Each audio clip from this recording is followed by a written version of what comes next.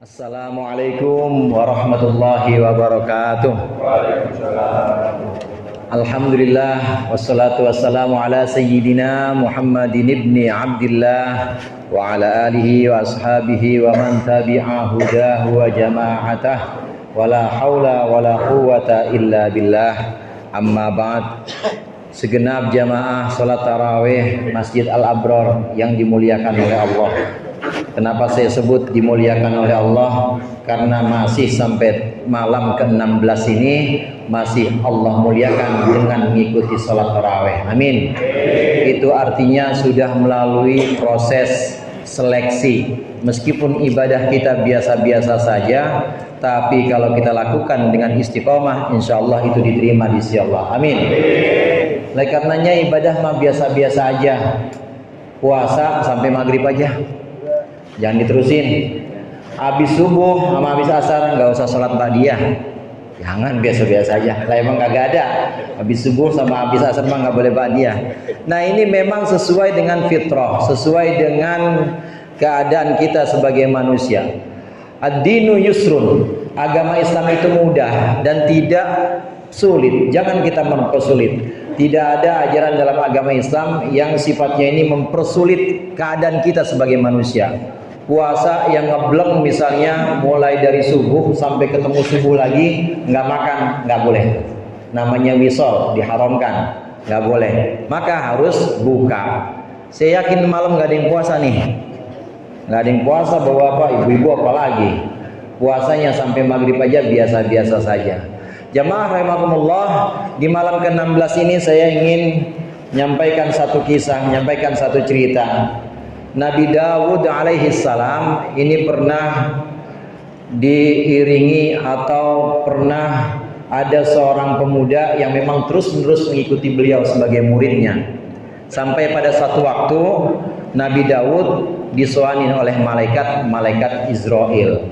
Para nabi, para rasul ini biasa silaturahimnya dengan malaikat Israel. Kalau kita gimana kalau ada malaikat Israel silaturahim tuh?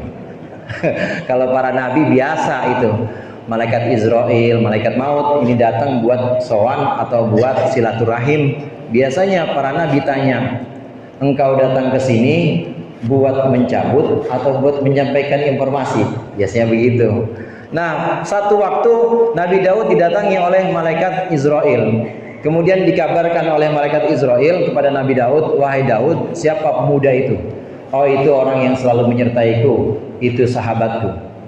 Ini dalam catatan saya 3 hari lagi meninggal ini orang. Dalam catatan saya sudah dituliskan oleh Allah 3 hari lagi maka dia akan saya cabut nyawanya sesuai perintah Allah. Oh begitu, baik. Hari kedua sampai hari ketiga Nabi Daud memperhatikan pemuda ini. Lah, kok ini pemuda masih berjalan di pasar, pemuda ini masih bisa silaturahim, masih bisa bergaul dengan Nabi Daud dan bergaul dengan sanak keluarganya. Dalam hati Nabi Daud meleset ini catatan malaikat. Malaikat ini kemudian catatan malaikat ternyata ini meleset, tidak sesuai dengan yang disampaikan oleh malaikat maut. Maka kemudian pada kesempatan berikutnya malaikat maut sowan lagi. Malaikat Israel datang lagi kepada Nabi Daud, kemudian ditanyakan, wahai malakal maut, wahai Israel, engkau bilang ini muridku, sahabatku ini 3 hari lagi kemarin engkau bilang, tapi kenapa kau nggak jadi dicabut?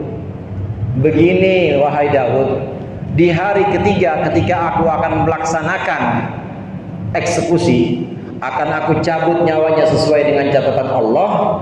Ternyata ada catatan lain yang aku tidak tahu.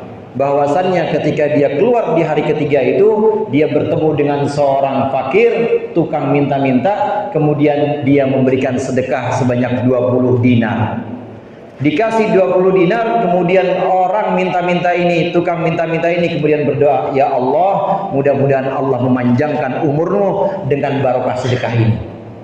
Maka kata Allah berfirman kepadaku, wahai malakul maut, maka aku berikan setiap dinar dari sedekah yang dia berikan kepada fakir miskin ini, aku berikan tambahan umur 1 tahun.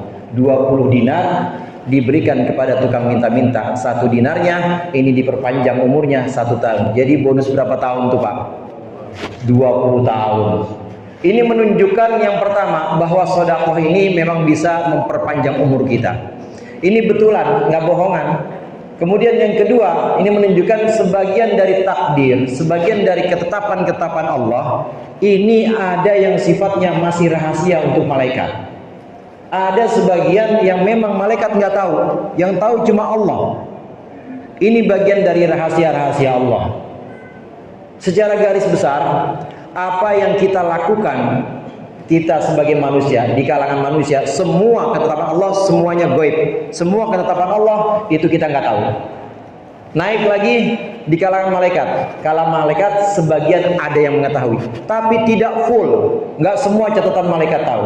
Ada catatan-catatan malaikat yang kadang-kadang memang malaikat tidak diperkenankan tahu oleh Allah. Kemudian pada sisi atau di sisi Allah, maka ini jelas, ini tidak berubah. Takdir yang tidak bisa berubah, takdir yang sifatnya jelas, yang gamblang, ini yang ada pada ilmunya Allah, ada pada pengetahuan Allah. Bahwa pemuda ini akan dicabut, tapi lantaran dia sedekah, kemudian diperpanjang umurnya hingga 20 tahun. Ini dalam ilmunya Allah, dalam pengetahuan Allah. Sedangkan dalam catatan malaikat, enggak, masih belum berubah. Ini menunjukkan bahwa takdir ini misteri. Takdir adalah sebuah rahasia dari Allah yang kadangkala malaikat aja tidak tahu, apalagi jamaah al-abror. Oleh karenanya, satu waktu sahabat pernah tanya kepada Rasulullah, "Ya Rasulullah, kunna na'malu fima kutiba, na'malu alama kutiba alaina au alama yuktabu alaina." Atau kama qala Rasulullah sallallahu alaihi wasallam. "Ya Rasulullah, kalau begitu kita ini melakukan perbuatan, kita sholat, kita sedekah, ini sesuai dengan catatan Allah atau kita membuat satu skenario baru?" Kata Rasulullah, sesuai dengan catatan Allah. Lalu begitu Rasulullah, terus bagaimana? Rasulullah menyebutkan, "Ya'malu kullun muyassarun lima khuliqalah." Kata Rasulullah, pokoknya berbuat saja, pokoknya beramal saja, maka sesungguhnya amal yang engkau perbuat ini adalah tanda-tanda bahwa catatan amalmu sesuai dengan catatan yang ada pada ilmunya Allah. Hadirin jamaah rahimakumullah, yang sudah kita perbuat, yang sudah kita torehkan, sholat, taraweh, kemudian puasa tadi, beberapa hari kita melaksanakan ibadah-ibadah, insya Allah ini tanda-tanda bahwa catatan kita di Lauhil Mahfuz, catatan kita di ilmunya Allah, ini adalah catatan orang-orang yang baik. Amin. Amin apa? Amin. Amin aja diajarin al-abror. Bahwa catatan kita ini adalah catatan orang-orang baik. Amin. Amin. Kenapa begitu? Tanda-tandanya sampai malam 16 masih pada kumpul di sini. I'malu kullun muyassarun lima khuliqalah. Berbuat sajalah, maka sesungguhnya itu adalah tanda sesuai dengan catatan. Dari sini kalau ada orang memang perbuatannya buruk, orang sini mah nggak ada, baik-baik semua. Perbuatannya perbuatan yang banyak maksiat dan dosanya, maka itu tanda-tandanya catatan di sananya memang catatan termasuk ahli syaqawah atau termasuk orang yang celaka. Walaupun tetap kadangkala Allah menganulir dengan rahmatnya, dengan kasih sayang Allah, kadang-kadang Allah menganulir.